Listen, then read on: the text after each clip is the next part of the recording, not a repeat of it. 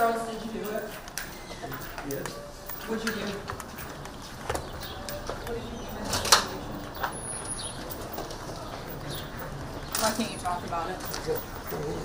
Do you have a lawyer? No. Do you have anything to say to the family? I'm so sorry. Why are you sorry? It's a little on my wife. Why'd you do it then? Got a mental break. Is there anything else you want to say before they take you? Don't let this accident define you. Why do you say it's an accident? Accident? Did you say it was an accident? Got a mental break, yes. Mental break. Can I go ahead and get in? Charles? Oh, yeah. Go ahead and get in.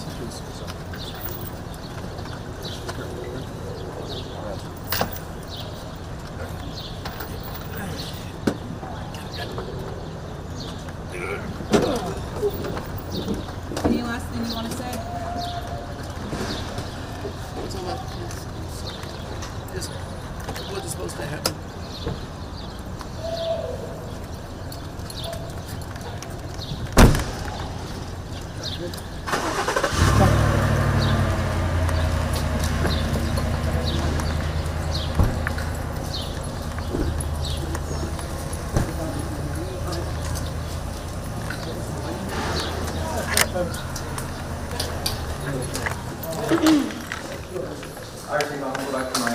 Oh, you don't want to?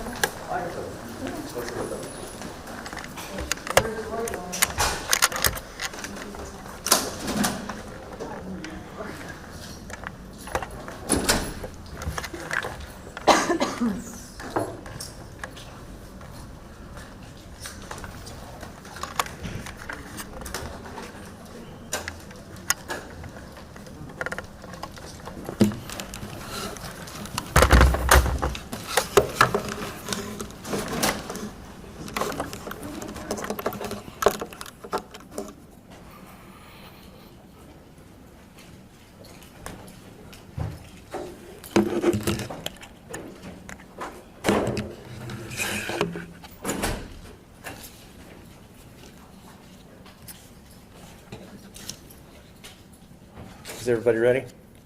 Okay.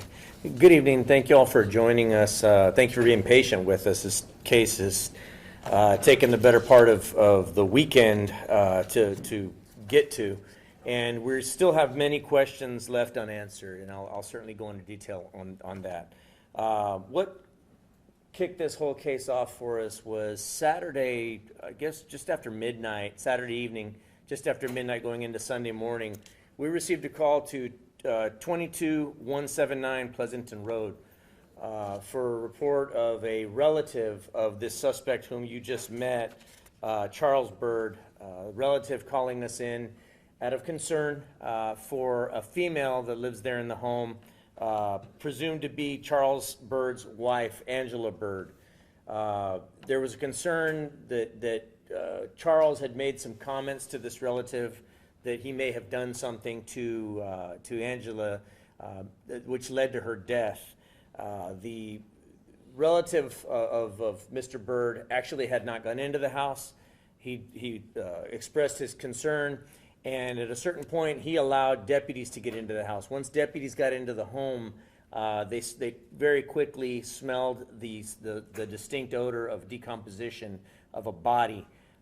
They were able to get into a portion of the home where they realized what they were seeing was most likely human remains wrapped up in materials. They then backed out of the residence, got with the homicide unit, who then got a search warrant to get back into the home, and we were able to get in and recover what we believe at this point to be the remains of Angela Byrd. I say at this point because the medical examiner has yet to positively identify those remains. However, we have been in touch with the next of kin of Angela and have advised them that at this point we believe that it's a distinct possibility that this is her body, and we're waiting on the medical examiner to make that determination tomorrow. The other thing that we're waiting on the medical examiner to make that determination is to see if they can determine if in fact Angela was the victim of a homicide. At this point, while we believe that she may have been, we have to wait, process-wise, we have to wait for the medical examiner to make that positive determination as to cause and manner of death.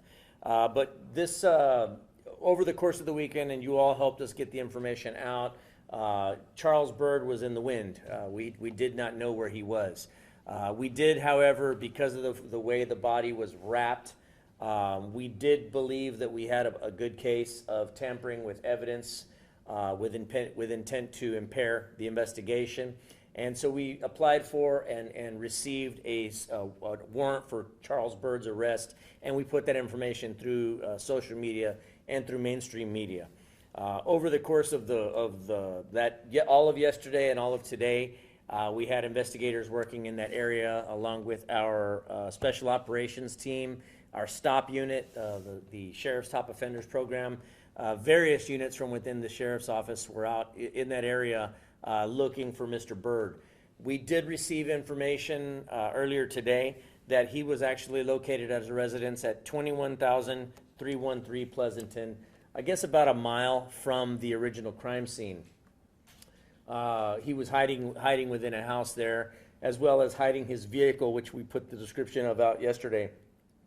Earlier today, our SWAT team executed a search warrant at that residence at 21,313 Pleasanton Road. As you can see there, that is our SWAT team in an armored vehicle approaching the building and at least one outbuilding there at the residence. And successful entries were made to both buildings. Mr. Byrd was arrested. You can see him being arrested there. Now, there were several other arrests made in connection with this case. At this point, I'm going to concentrate my remarks to Mr. Byrd, and I will certainly be putting out the information on the other arrests that were made, not necessarily in connection with this case, but at least one person that had an outstanding federal warrant for escaping from a correctional facility. But we'll put that information out as soon as we're able to. As far as Mr. Byrd, he was brought here to our homicide unit, where our homicide investigators, they did an outstanding job of questioning him. Now, he did detail, and while I can't go too much into detail, he did describe a physical attack that happened on or about June 16th. So a little over a month ago. He did describe a physical confrontation between he and Angela, which he believes led to her death. He then, over the course of the past 32 days, if my math is correct, spent that entire time living in this residence with the corpse of Ms. Byrd, at times taking certain steps to mask the odor, trying to explain away the source of that odor to family members. And he was very matter of fact as he described this violent encounter with Ms. Byrd.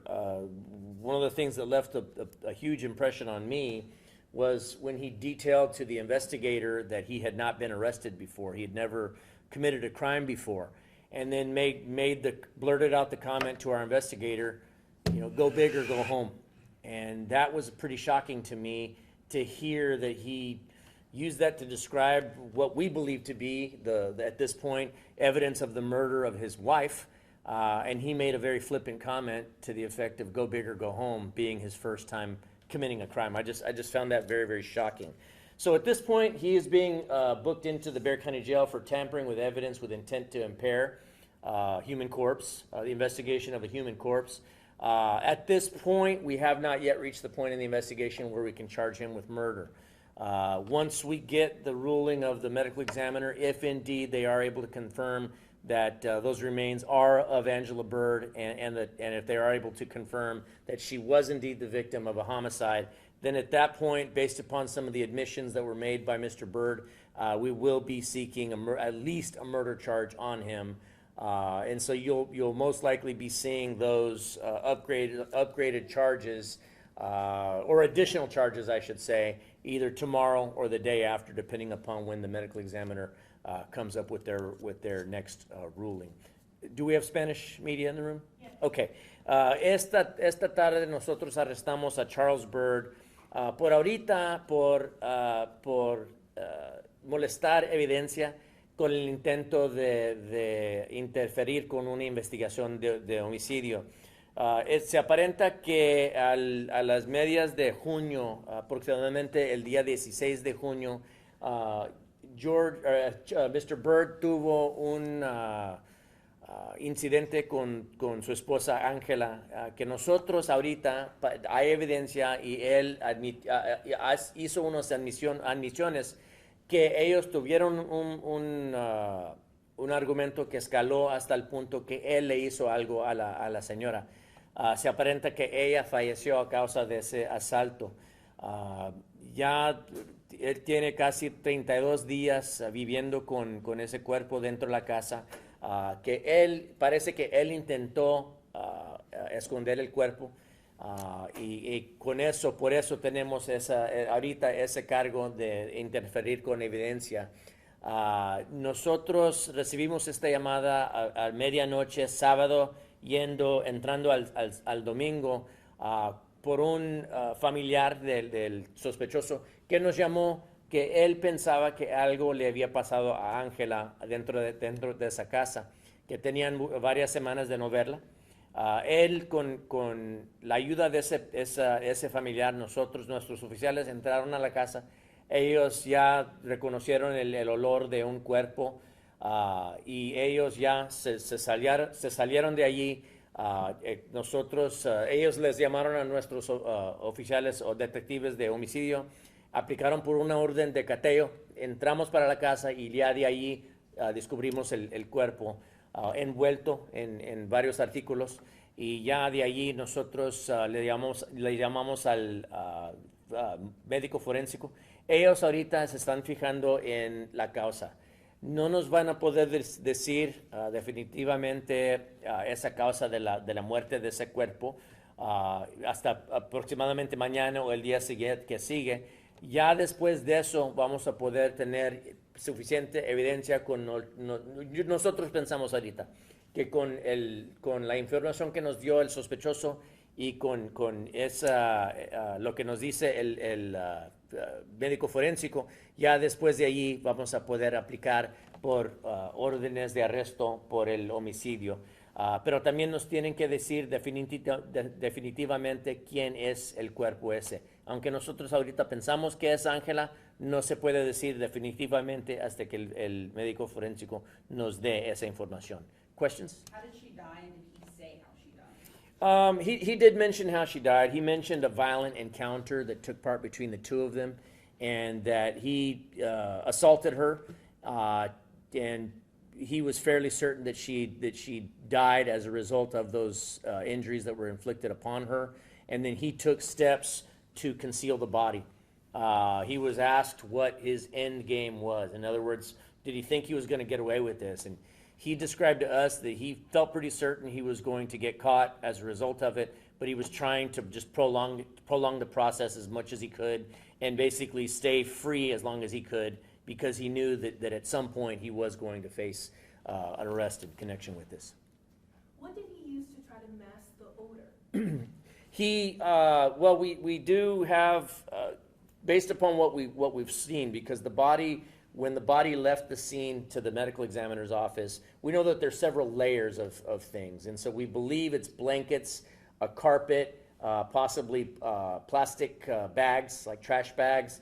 And then there was some household items or household substances that were used in an attempt to mask the odor as well.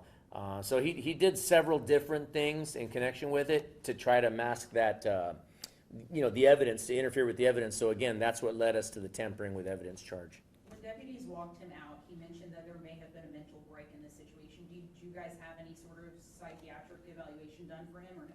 That'll be done next. As we speak, that's one of the first things that's done when somebody gets booked into the Bexar County Jail. The Center for Healthcare Services and folks from University Health Systems will be conducting mental health evaluations on him. Are there any other people of interest in this case who he may have told about this prior to, within those 32 days? Sure. There certainly are several people that we would like to talk to. We do have information that he did make some admissions to some folks. Now, some of those folks described that they were a bit dismissive of him because they didn't take him seriously when he was making these admissions.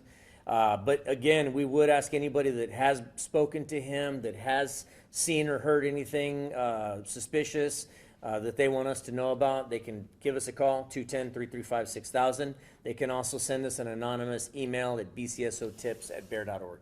Did he have an attorney present at any time or ask for one? No, he never asked for an attorney. He was very cooperative with our investigators, and as I mentioned, he was very forthcoming with the information and very matter of fact about it, almost disturbingly so. Any other questions? Have you been able to check if he had a record? I know he said he didn't, but like any indication that this could happen? We haven't found any indications that there was. I believe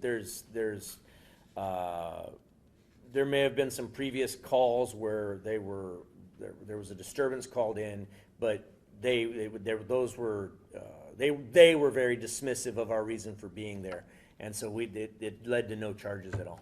So BCSO has been out to residents before, and were they domestic violence calls? It was described to us as a pillow fight by both parties, and so no charges were brought at that time. And was it a domestic violence call at the time? It was a disturbance call, I can say that.